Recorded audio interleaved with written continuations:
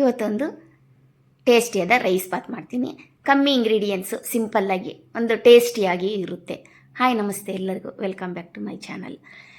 ಏನಂದರೆ, ನಾವು ದಿನನಿತ್ಯ ಅಳವಡಿಸ್ಕೊಬೇಕಾಗಿರೋ, ಹೆಣ್ಣುಮಕ್ಕಳು ಅಳವಡಿಸ್ಕೊಳ್ಳೇಬೇಕಾಗಿರೋ ಏನಂದರೆ, ಬೆಳಗ್ಗೆ ಎದ್ದಿದ ತಕ್ಷಣ ಕೈಕಾಲು ಮುಖ ತೊಳ್ಕೊಂಬಂದು ಸ್ಟವ್ಗೆ ಒಂದು ನಮಸ್ಕಾರ ಹಾಕಿ ಸ್ಟವ್ ಹಚ್ಚಬೇಕು. ಮತ್ತು ಏನೇ ನಾವು ಮಾಡಿದ್ರು ಕೃಷ್ಣನಿಗೆ ಅರ್ಪಣೆ ಮಾಡಬೇಕು. ಅದು ನಮಗೆ ಎಷ್ಟು ಒಳ್ಳೆಯದಾಗುತ್ತೆ ಅಂದರೆ, ನೀವು ಇದನ್ನೆಲ್ಲ ಮಾಡಿ ನೋಡಿ, ನಿಮಗೆ ಯಾವ ಥರ ಪಾಸಿಟಿವ್ ವೈಬ್ ಸಿಗುತ್ತೆ ಅಂತ ನಿಮ್ಗೆ ಅರ್ಥ ಆಗುತ್ತೆ. ಬೆಳಗ್ಗೆ ಎದ್ದಿದ ತಕ್ಷಣ ನಾವು ಮಾಡೋ ಕೆಲಸ ಏನು? ಫಸ್ಟು ಹಾಲು ಉಗ್ಸೋ ಕೆಲಸ. ಕಾಫಿ ಬೇಕೇ ಬೇಕು ಎಲ್ಲರಿಗೂ. ಹಾಲು ಉಗ್ಸಿದ ತಕ್ಷಣವೇ ನಿಮಗೆ ಕೃಷ್ಣಂಗೆ ಅರ್ಪಣೆ ಮಾಡಿ. ಹೇಗೆ ಗೊತ್ತಾ? ಒಂದು ಸ್ವಲ್ಪ ಸಕ್ಕರೆ ಹಾಕಿ ಹಾಲು ಉಗ್ಸಿದ ತಕ್ಷಣ ಸಕ್ಕರೆ ಹಾಕಿ ಕೃಷ್ಣಾರ್ಪಣ ಮಸ್ತು ಅಂತ ಒಂದು ನೀರನ್ನ ಅರ್ಘ್ಯ ಮಾಡಿ ಅದನ್ನು ಸುತ್ತು ಇದು ಮಾಡಿ. ಎಷ್ಟು ಒಳ್ಳೇದು ಗೊತ್ತಾ ಈ ಥರ ನಾವೆಲ್ಲ ಅಳವಡಿಸ್ಕೊಳ್ಳೋದ್ರಿಂದ. ಮತ್ತು ಏನೋ ಒಂದು ಅಡುಗೆ ಮಾಡ್ತೀವಿ, ಅಡುಗೆ ಮಾಡಿದ್ರೆ ಇವಾಗ ಸಾಂಬಾರು ಟೇಸ್ಟ್ ನೋಡಲೇಬೇಕು, ಇಲ್ಲಾಂದರೆ ನನಗೆ ಗೊತ್ತಾಗಲ್ಲ ಅನ್ನೋ ಹೆಂಗಸರು ಏನು ಮಾಡೋದು? ಸಾಂಬಾರು ಬೇಡ, ಅನ್ನ ಮಾಡ್ತೀವಲ್ಲ, ಬಿಸಿ ಬಿಸಿ ಅನ್ನ ಮಾಡಿದ ತಕ್ಷಣ ಅನ್ನದ ಮೇಲೆ ಒಂದು ತುಂಡು ಬೆಲ್ಲ ಆಗಲಿ, ಒಂದು ಚೂರು ತುಪ್ಪ ಆಗಲಿ ಇಟ್ಬಿಟ್ಟು ಕೃಷ್ಣಾರ್ಪಣ ಮಸ್ತು ಅಂತೇಳಿ. ಇದು ಎಷ್ಟು ಒಳ್ಳೆಯದಂದರೆ, ನಿಮಗೆ ಮಾಡ್ತಾ ಮಾಡ್ತಾ ನಿಮಗೆ ಗೊತ್ತಾಗುತ್ತೆ.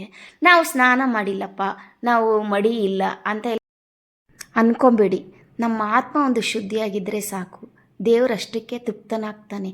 ನಾವೇನೇ ಅರ್ಪಣೆ ಮಾಡಿದ್ರೂ ಅವನು ತೃಪ್ತಿಯಿಂದ ಅದನ್ನು ತಗೋತಾನೆ. ಹಾಗಾಗಿ ಎಲ್ಲರೂ ರೂಢಿ ಮಾಡಿಕೊಡ್ರಿ. ತುಂಬ ಅಂದರೆ ತುಂಬ ಒಳ್ಳೆಯದಾಗುತ್ತೆ. ನಾನು ಏನೇ ಅಡುಗೆ ಮಾಡಲಿ ಟೇಸ್ಟ್ ಮಾಡಲ್ಲ. ನಾನು ಇದು ಒಂದು 3 ವರ್ಷದಿಂದ ಅಳವಡಿಸ್ಕೊಂಬಂದಿರೋದು.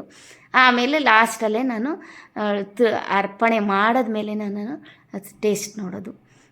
ಈ ಥರ ಹೆಣ್ಮಕ್ಳೆಲ್ಲ ಅಳವಡಿಸ್ಕೊಂಡ್ರೆ ತುಂಬ ಒಳ್ಳೆಯದು. ಇಷ್ಟೊಳ್ಳೆ ಜೀವನ ಎಲ್ಲ ಕೊಟ್ಟವನಿಗೆ ನಾವು ಯಾವಾಗೂ ಕೃತಜ್ಞರಾಗಿರಬೇಕು. ದೇವರಿಗೆ ನಮ್ಮ ಕೈಯಿಂದ ಅವನಿಗೆ ಏನು ಕೊಡೋಕ್ಕೆ ಸಾಧ್ಯ? ಏನೋ ಈ ಥರ ಒಂದು ಭಕ್ತಿ ಭಾವದಿಂದ, ಒಂದು ಪೂಜ್ಯ ಭಾವದಿಂದ ಈ ಥರ ಒಂದು ಅರ್ಪಣೆ ಮಾಡ್ಬೋದು ಅಷ್ಟೇ. ಜೈ ಶ್ರೀರಾಮ್. ನಿಮಗೆಲ್ಲ ಈ ಮಾಹಿತಿ ಇಷ್ಟ ಆಗಿರ್ಬೋದು ಅಂದ್ಕೊಳ್ತಾ ಇದ್ದೀನಿ. ನಿಮ್ಗೆ ಈ ಮಾಹಿತಿ ಇಷ್ಟ ಆದರೆ ಒಂದು ಲೈಕ್ ಮಾಡಿ, ನನ್ನ ಚಾನಲ್ ಸಬ್ಸ್ಕ್ರೈಬ್ ಮಾಡ್ಕೊಳ್ರಿ. ಮತ್ತೆ ಮುಂದೆ ಹೊಸ ವಿಡಿಯೋದೊಂದಿಗೆ ನಿಮ್ಮ ಮುಂದೆ ಬರ್ತೀನಿ. Thanks for watching. ಇಷ್ಟೊತ್ತು ನನ್ನ ವಿಡಿಯೋ ನೋಡಿದ್ದಕ್ಕೆ ಎಲ್ಲರಿಗೂ ಧನ್ಯವಾದಗಳು.